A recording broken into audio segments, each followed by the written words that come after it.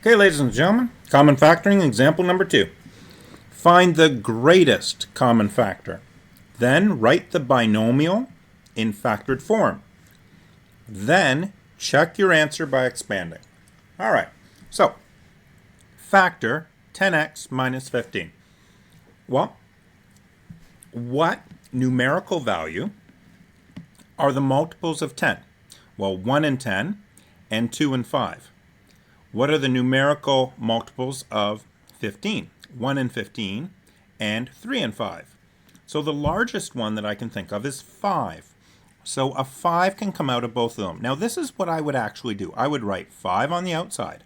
Now this has an x, this doesn't have an x, so an x can't come out of both. 10 divided by 5 is 2, and I still have my x. 15 divided by 5 is 3.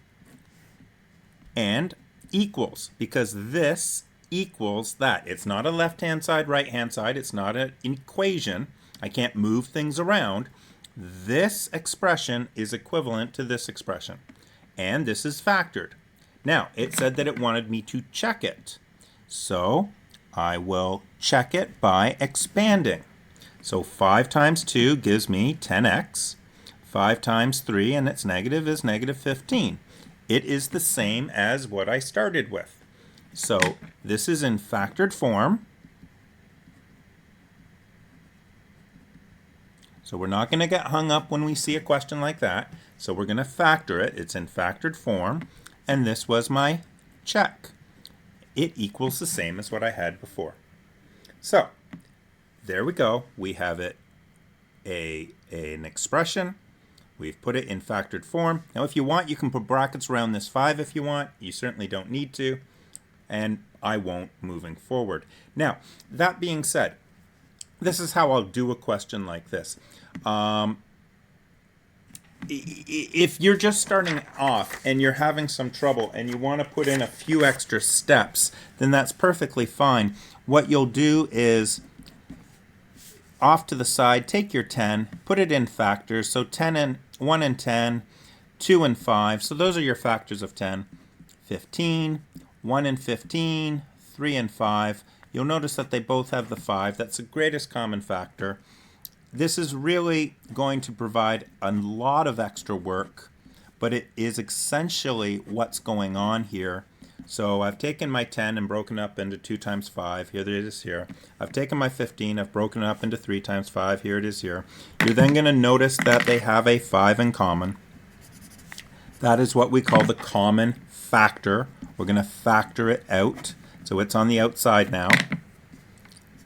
And what I'm left with is, if I take this 5 out, I'm left with 2x. And if I take this 5 out, I'm left with 3, which is 5 times 2x minus 3, which is exactly what we had. Now, certainly this will work. It takes a lot more time. This is the thought process. I'm hoping we're going to be able to do it a lot faster, and that's what we're aiming for. So factor 20x minus 12x squared. So the first thing I do is I think about the numbers. What's the largest number that can be factored out of 20 and 12? And 4 comes to mind. I can do 5 times 4 is 20, and 4 times 3 is 12. So a 4 is coming out. Then I'm also going to think about this x. I have 1x here, and I have 2 x's here. This is x times x. So 1x can come out of both of them. So what am I left with? 20 divided by 4 is 5. X divided by x is no more x's. I've taken that one out. 12 divided by 4 is 3. X squared divided by x. We took one of the x's out. We're left with one of the x's on the inside. This is in factored form. We want to check.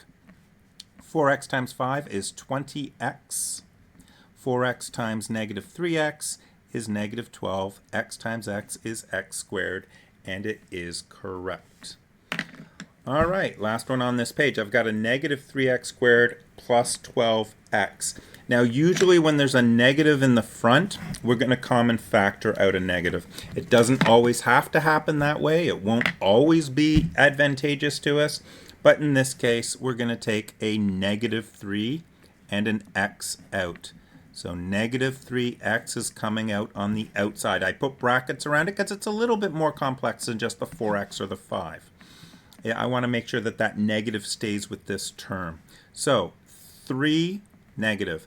So negative 3 divided by negative 3 is 1. X squared divided by x leaves me with just 1x on the inside. 12 divided by negative 3, though, that's a negative 4. So a negative 4 is going to be put in here, because if I do negative 3 times negative 4, it'll give me back my positive 12 and my x. So let's check it by expanding.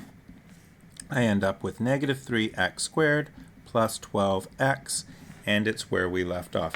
Now, the other answer to this, if I wasn't to common factor out the negative 3x, if I was just to common factor out the 3x, then you would be left with negative x plus 4.